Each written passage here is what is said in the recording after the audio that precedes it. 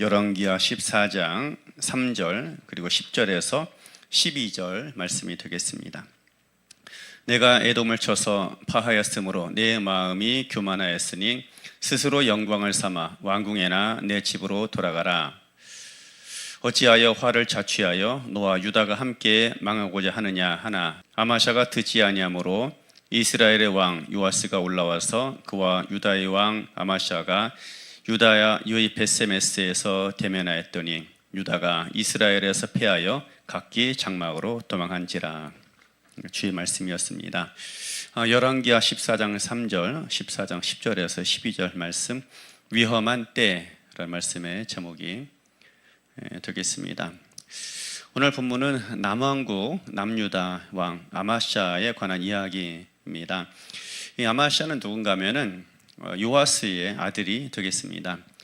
남쪽에도 요아스라는 왕이 있었고 북쪽에도 요아스라는 왕이 있어서 좀 헷갈릴 수 있지만 오늘 본문에 아마샤는 남유다의 왕, 열왕기하 12장에 나왔던 남유다의 왕 요아스의 아들이었습니다.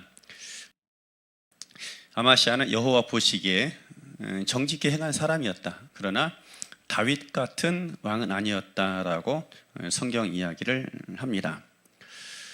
오늘 말씀 보면 그가 어떤 부분에서 다윗과 같지 않았냐 하면 성공한 후에 그가 교만해졌다라는 것이죠. 이것이 다윗하고는 많이 차별되었던 부분입니다. 이 아마샤가 전쟁을 하러 나갑니다. 그래서 에돔하고 전쟁이 붙어서 에돔을 쳐서 격파를 하게 됩니다. 그 부분이 이제 7절까지 이야기입니다. 그래서 에돔과의 전쟁에서 크게 승리를 거두고 나니까 승리의 도취가 된 것입니다. 그럼 거기에서 만족하고 멈추었으면 좋은데 이참에 내가 북이스라엘도 정벌을 하리라 결심을 하게 됩니다. 그리고 나서 북이스라엘에게 전쟁을 선포한 것입니다. 그러니까 그때 북이스라엘의 왕이었던 여호아하스가 말을 하죠. 너가 잠깐 에돔을 쳐서 격파했다고 해서 어찌 나에게 도전을 하느냐. 자칫하면 너와 너희 나라가 함께 멸망할까 한다. 그러니 만족하고 그만 물러가라. 근데 그 이야기를 듣고 나서 아마샤가 되돌아가는 것이 아니라 그대로 이스라엘과 전쟁을 치르게 됩니다. 사실 여호아하스의 입을 통해 나온 이야기는 하나님께서 여호아하스의 입을 빌려서 말씀하신 것입니다. 그런데 이 아마샤가 승리에 취하다 보니까 그 말을 듣지 않게 된 것입니다. 하나님께서 우리에게 이 모양 저 모양으로 사인을 주십니다. 그런데 그걸 선택하고 반응하는 것은 철저하게 본인의 몫인 것이죠.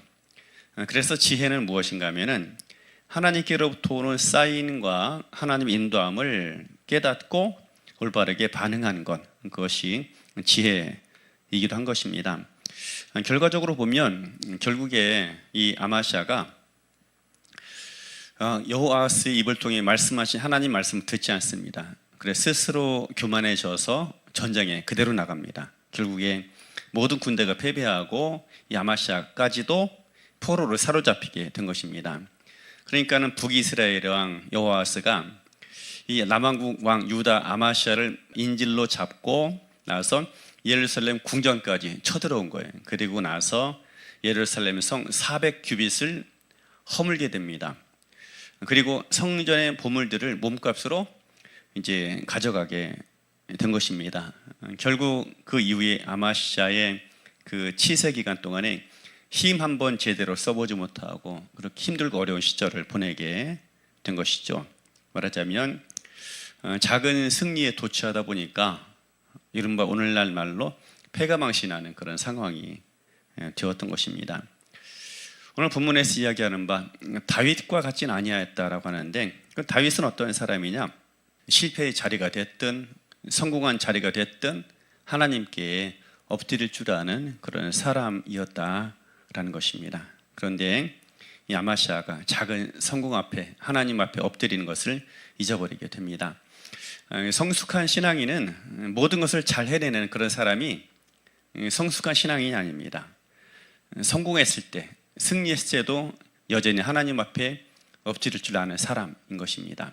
그리고 실패했을 때도 역시 하나님 앞에 엎드릴 줄 아는 것, 이것이 성숙한 신앙인의 모습인 것입니다.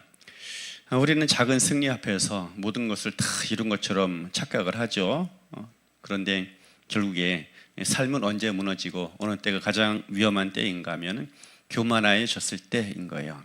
교만해져서 이제 하나님을 찾지 않고 그분의 음성을 듣지 않는 순간, 그때가 삶에 있어서 가장 위험한 순간인 것입니다.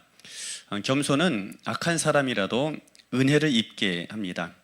베드로전서 4장 5절, 또 야고보서 4장에도 보면 이렇게 말씀하죠. 하나님께서 교만한 자를 물리치시고 겸손한 자에게 은혜를 주신다, 그런 말씀을 우리가 볼 수가 있습니다. 교만이 그처럼 사람에게 치명적이고 겸손함이 하나님의 은혜를 경험하는 복된 통로가 되는 것입니다. 아마시아는 비교적 나쁜 왕은 아니었습니다. 그러나 교만함이 결국에 그를 무너뜨리게 되었다 하는 말씀인 것이죠. 잘 되는 그 순간에, 모든 것이 형통해 보이는 그 순간에 주님 앞에 낮아져야 합니다. 삶이라는 것은 한 번의 승리로 모든 것이 다 끝나는 것이 아니에요. 최종 승리를 거두어야 합니다. 그 최종 승리를 이루기까지 우리가 부단히 힘써야 할 부분이 있다면 하나님 앞에 겸손히 엎드릴 줄 아는 것입니다. 특별히 다윗같이 엎드리라 라고 성경에서는 이스라엘 왕들에게, 남유다의 왕들에게 교훈하고 있는 것이죠. 우리는 예수 그리스도, 우리 영원한 왕이신 예수 그리스도의 겸비함처럼 자신을 낮출 줄 알아야 합니다. 이 세상 모든 사람은 다 교만할 자격이 없죠. 그러나 예수님만큼은 자기 자랑해도 되고 교만해도 괜찮을 것 같고 스스로를 높여도 괜찮으실 분처럼 보입니다. 실제로 그렇죠. 왜냐하면 예수님은 모든 일에 한결같이 시험 받으셨을 때 죄는 없으신 분이라고 합니다. 그래서 스스로를 높여도 누가 뭐라고 이야기할 필요가 없고, 또 스스로 높여도 전혀 죄가 되지 않을 뿐인 거예요. 그런데도 불구하고 예수님은 죽기까지 순종하셨고 하나님 앞에 겸손하셨던 것을 보게 됩니다. 우리 왕이신 예수 그리스도, 또 우리의 구원자이신 예수 그리스도의 겸비함을 닮아가야 하고 그 길로 가야 합니다. 그래서 특별히 형통한 때, 그때 낮아질 수 있어야 되는 것이고 겸손할 수 있어야 합니다. 사람에게 가장 위험한 때는 실패했을 때가 아닙니다. 모든 일이 잘 안 될 때, 그때가 가장 위험한 때가 아닙니다. 교만해졌을 때가 가장 위험한 때인 것입니다. 최후의 승리가 우리에게 다가오기 전까지 주 앞에서 예수님처럼 겸손함으로, 겸비함으로 날마다 하루하루 살아갈 수 있는 저와 우리 모두가 되기를 예수님의 이름으로 축복합니다.